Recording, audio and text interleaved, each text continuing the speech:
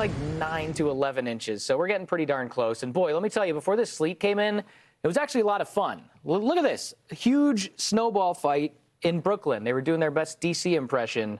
Those aren't real snowballs, though. No, they're not. It's just poof balls, I guess. Yeah, my daughters were trying to throw some this morning, and they're like, "Daddy, this isn't working." They don't understand. I was like, "It's powdery." I was trying to. Well, listen. You sat them down, you talked to them about liquid water content? We opened up the meteorology book, and they're going to be like Sidney Van Dillon when they get older. Yeah. But yeah, this was an interesting day in New York City. I mean, it was powdery snow, so it accumulated really fast. I mean, when I was on the train into work, just looking out the window, it was like blowing snow. Almost looked like a blizzard. I mean, it wasn't quite a blizzard, but it was amazing how fast the snow was accumulating. And then we got a bunch of sleet after that, which is literally the heaviest sleet I've ever seen in my life. It was very impressive how hard that stuff was falling out of the sky. Luckily, we haven't had any freezing rain yet. We may get a little bit through the overnight tonight. I would say the worst of the storm is over now. We've still got some precip to go. Let's see what's falling out of the sky right now. Go out to Fox Weather's Robert Ray. He's somewhere out there in the city. He's been meeting people all night. He's out there in snowdrifts. How you doing, man? The temperature's pretty cold. Yeah, we're doing good. Doug Murray behind the camera here in Times Square, Midtown. And, you know, there's nothing better than walking the piles of snow in New York City as we approach nearly a foot of snow. That's the latest, and all of this snow pushed to the side by the heavy machinery. And you talk about the sleet, guys, boy, it is coming in. In fact, just moments ago, you could feel it hitting any exposed skin, which is my face. It is kind of uncomfortable, to be honest with you. But yeah, look at all this. We've got nearly a foot of snow. There has been literally 3,000 or close to 3,000 snow removal machines moving around the 5 boroughs, 19,000 lane miles. That's crazy. And what a job that has got to be. And they've tried their best, but you see it's still a mess here on the roadways in Midtown. And that's just kind of the way it goes. And look up, there's Times Square. Doug, give them a wide view if you can. Again, snow is not falling, but we do have an uncomfortable sleet that is making its way down.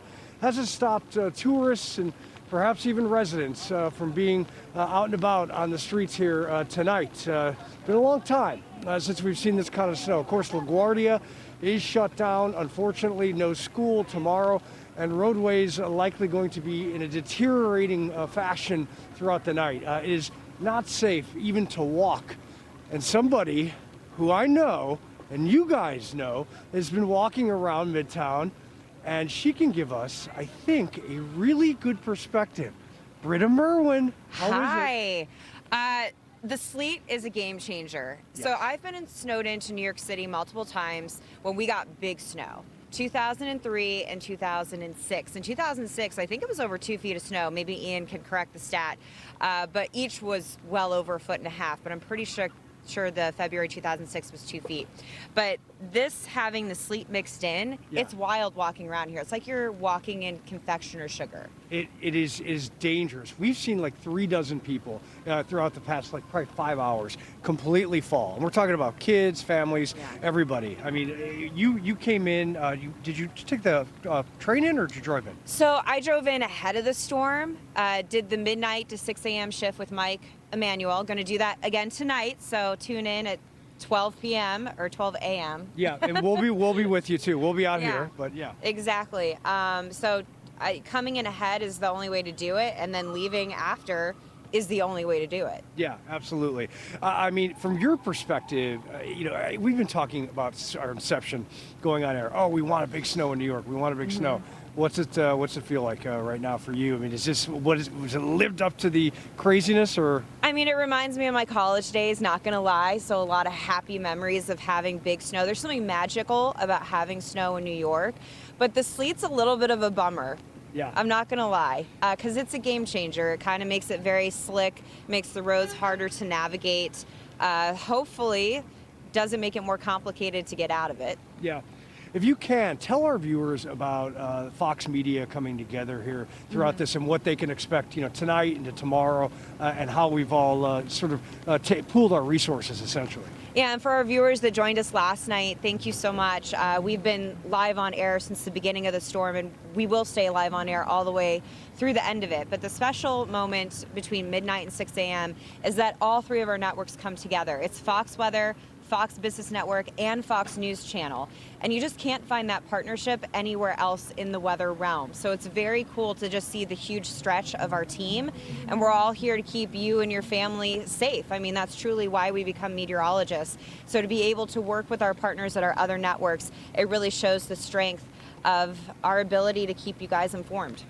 Indeed, and on top of that, you could watch us all over the world, right? The stream on YouTube. That's the difference. So one of the huge differences on our coverage and the amount of people we have out covering this from the south all the way up to here. And I've been telling everybody throughout the day, I wish we could take this incredible light that we have illuminating Times Square down to the south, because they're hurting in some spots. It's tough. I checked in with my family in Texas, obviously post 2021, and I lived through 2021 in Houston. There was a lot of anticipation on could the grid hold up, because 2021 was truly an issue with supply and demand. They still have power, so they're doing great, but your heart just breaks for Mississippi. I mean, the images that we're getting out of Mississippi, and we knew that would be a tough hit state, as well as Arkansas and Louisiana. I mean, over an inch of ice secretion is insanity. And unfortunately, we're going to be without power for more than a week. There's no way around it. And with this bitter cold air in place, it becomes a health and safety concern. I mean, I know Haley has lived through ice storms in Mississippi before as well.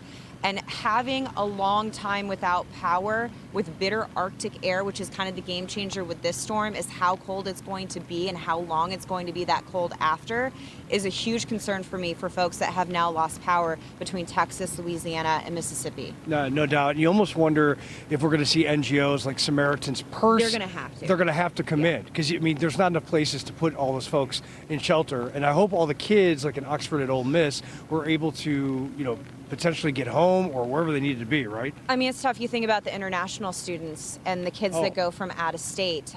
There's very little options. I remember being snowed in, obviously a different scenario. It's not ice, but being snowed in at a university on Long Island, went to Stony Brook University. I was one of the very few out-of-state kids, and we had a huge nor'easter, snowed in. They're like, just go home. I didn't have anywhere to go. So you think about that situation for the kids in Mississippi and the other universities, of course, that are locked up in that scenario. It becomes concerning. No doubt. Bob Van Dillen's daughter goes to Ole Miss. My daughter goes to Georgia. She's in one of the only dorms that has a generator. Everything is shut down at Athens. They're not going through the ice, thankfully, that Oxford is, but they're still down. I mean, there's still power outages. So I think the big thing is getting people warm. If that's anything I learned going through 2021 in Texas, is that people start to get desperate a couple days in with Arctic temperatures, and you don't want anybody trying to stay warm in an unsafe way. Don't use your oven if it has gas. You don't have electricity and you're thinking, oh, I have gas, I can use that. Absolutely not. Also, do not burn anything in a wood-burning fireplace that shouldn't be in there. Charcoal from your grill shouldn't go in your fireplace. And these, unfortunately, are ways that we had loss of life. And I think that's the next step of this, is the crisis that hopefully doesn't unfold down south, but that's the concern, especially from people that have been through these situations before. How are we going to keep people safe and warm? Other states are going to come to the help, there's no doubt. They probably need to start mobilizing tomorrow as quickly as possible, especially to Oxford and other areas across Mississippi. But I'll talk to you later in a few hours. Thank you for staying out here. We appreciate it. Scoot up a little bit. I don't want you to get nailed. People coming in. But Mike Emanuel from Fox News will be with me at midnight, so we will take the baton and give you your overnight coverage from midnight to 6 a.m. on Fox Business Network, Fox News Channel, and Fox Weather. There you go, guys. Britta Merwin taking the controls later on tonight. Again, this is going to go on for many, many hours. We have a story that is unfolding. The aftermath oftentimes is the most dire scenario. This is all very, very interesting to look at, and people are trying to be safe, though these are slick roads, but we got to hunker down and start looking at next steps down south, because it's not going to be a good scenario. Back to you.